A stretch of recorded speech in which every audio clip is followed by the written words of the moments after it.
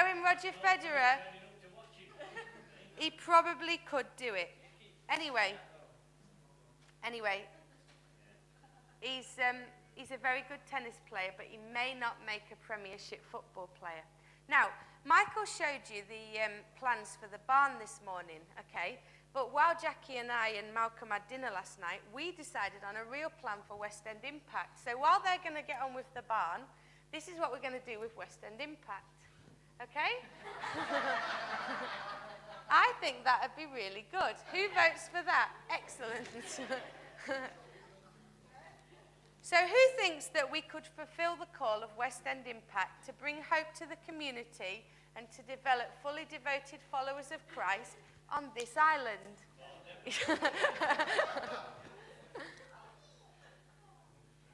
It doesn't work. It doesn't work. And just as an athlete, you can take that off now, Neil. Just as an athlete trains and prepares and has highs and lows, so do we. Football players don't just come and say they're football players. And so, as Christians, we'll have no rivalry here this morning, thank you. We have to realize that we don't just turn up one day and become the finished product.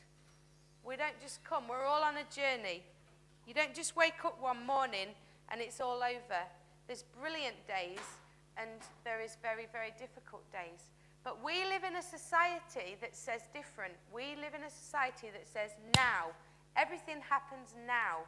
You go to school and all of a sudden you can read now. All of a sudden you can pass every test that's there now. You get in a car, you passed your driving test or you haven't. You're a failure. You've done this and it's gone wrong. You're a failure. We live in a society that says now. But God says it's a continuous journey. You're allowed to make mistakes. He's still an Olympic shooter, Matthew Emmons, even though he's missed the target twice to fulfill his dream. He's still a man of character. He's still a man. He's still a father. He's still a husband to his wife. There's much more than just one miss that defines your character and who you are. But we have a concept that you immediately have faith. We have a concept that everything happens right now. And that is why so many people are repelled by the church or settle for such a mediocre faith. We are allowed to make mistakes. We are allowed to go on a journey and to learn. Let's look at 2 Timothy 2, doing your best for God. So, my son, throw yourself into this work for Christ. Pass on what you have heard from me. The whole congregation saying amen. To reliable leaders who are competent to teach others. When the going gets rough, take it on the chin with the rest of us, the way Jesus did. A soldier on duty doesn't get caught up making deals at the marketplace. He carries on, concentrating on his orders. An athlete who refuses to play by the rules will never get anywhere. It's the diligent farmer who gets the produce. Think it over, God will make it all plain. Fix the picture firmly in your mind. Jesus descended from the line of David, raised from the dead. It's what you've heard from me all along. It's what I'm sitting in jail for right now. But God's word isn't in jail. That's why I stick it out here so that everyone God calls will get in on the salvation of Christ in all its glory. This is a sure thing. If we die with him, we live with him. If we stick it out with him, we rule with him. If we turn our backs on him, he'll turn his back on us. If we give up on him, he does not give up. For he's no way that he can be false.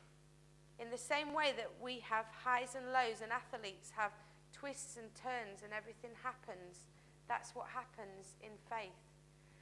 So now you can all go, phew, that's good. Don't have to get everything right. That's a revelation. You don't have to get everything right. You just have to give your best. You just have to train. You just have to do what you can do. Because you don't wake up one morning and get it all figured out. In the same way that I can't play this piano at all. I can play this. Oh, hold on. I can't even play that.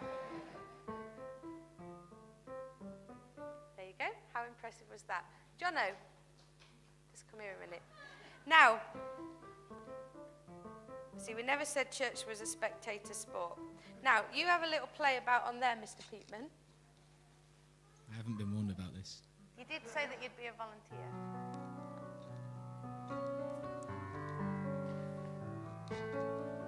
Thank you.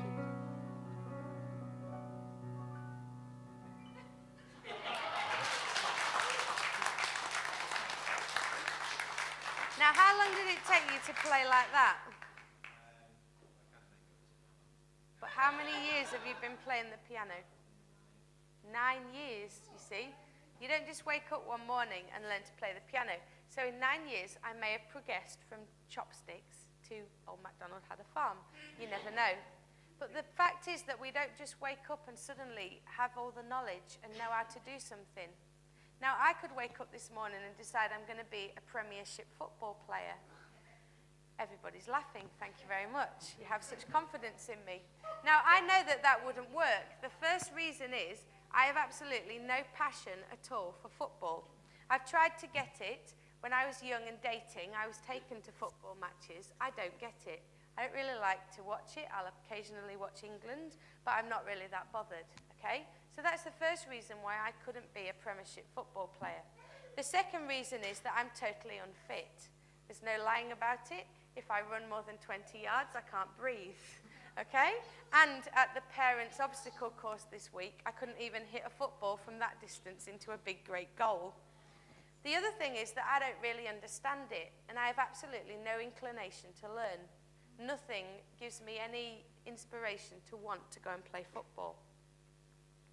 But we can strive for things, or we can feel called to things. Because not everybody is going to go and play football, but there are things that energizes us. Go back to when you thought a while ago of that dream and what energizes you. Proverbs 4:23 says, above all else, guard your heart, for it determines the course of your life. Look into your heart, because where your heart is where your character will be. Where your heart is what you feel about things. You know, when Gemma came to be interviewed for the youth, the passion for young people was evident, and that comes from your heart. You can't make that up. You can write it on a CV, but you can't make that up. There are things that qualifications don't bring. I have a very high degree in art, but I still need to learn a lot of lessons. Listening is one thing that I've been trying to learn. To listen. You don't get everything all at once. But where your heart is where your character will be. Sometimes you have a passion and it doesn't always become clear of how you can do it straight away. Let's look at this first clip. That's a bobsled. Oh, so a bobsled is a push cart with no wheels. That's what it looks like here. Let me see that.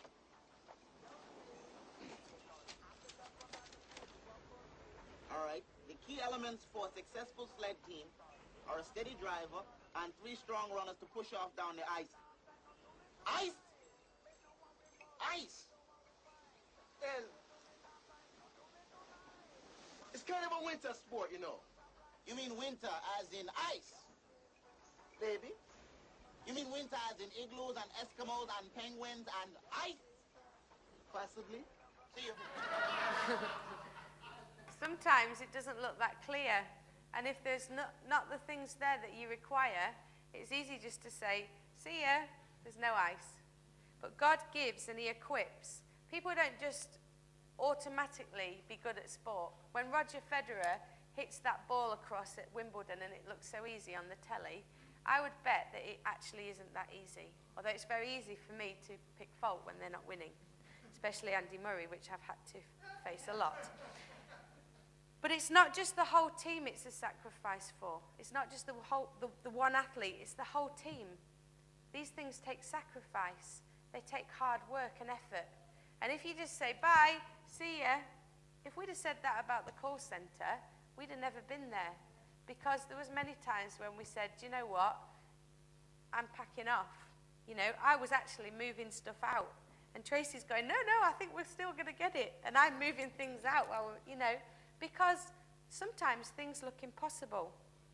But God gives us everything that we need. When Joseph was thrown in prison, who knew that he was going to save a nation?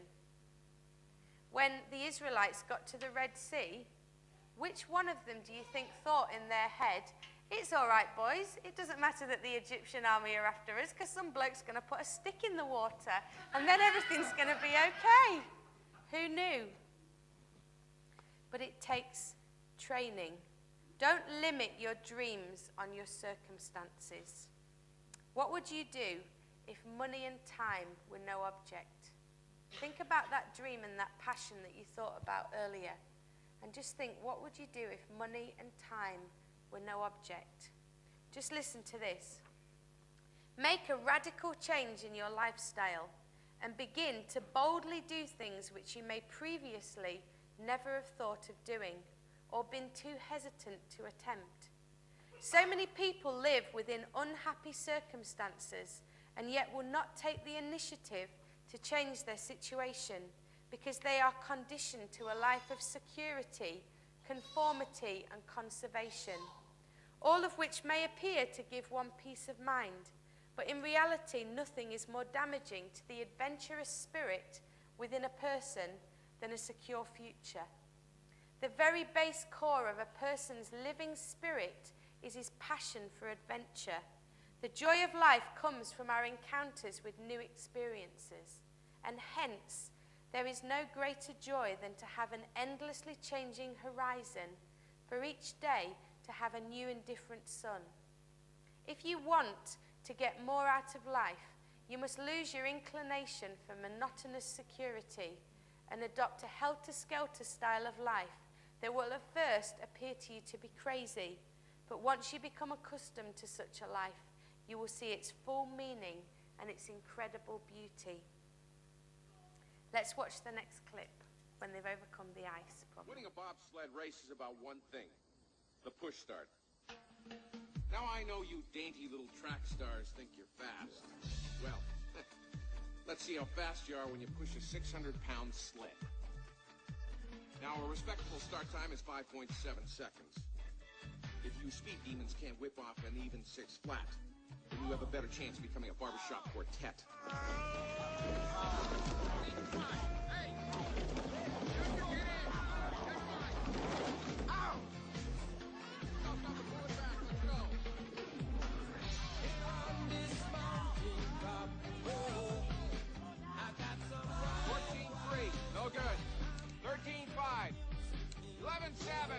What it's all about. This is where you win or lose the race.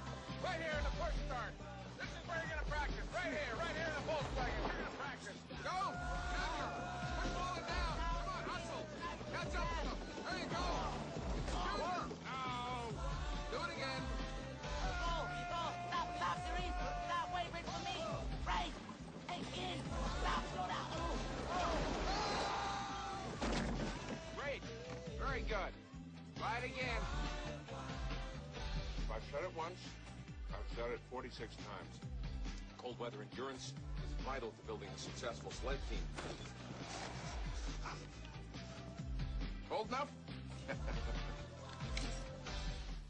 Endurance is vital if you want to have a bobsleigh team.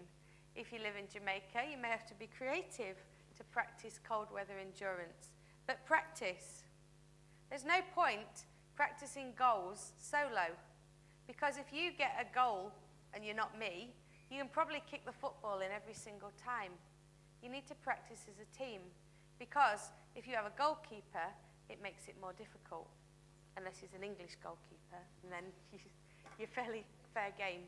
If you want to practice guitar in your band, you're probably not going to do it if there's no band, because it's really difficult to practice how the sort of band blends together if you're just doing it on your own. The resources of our faith are God's Spirit, a prayer, are the Bible. But much of what we learn about God is in the training camp. Much of what we learn about our faith. And when you work with people, you can never do enough training.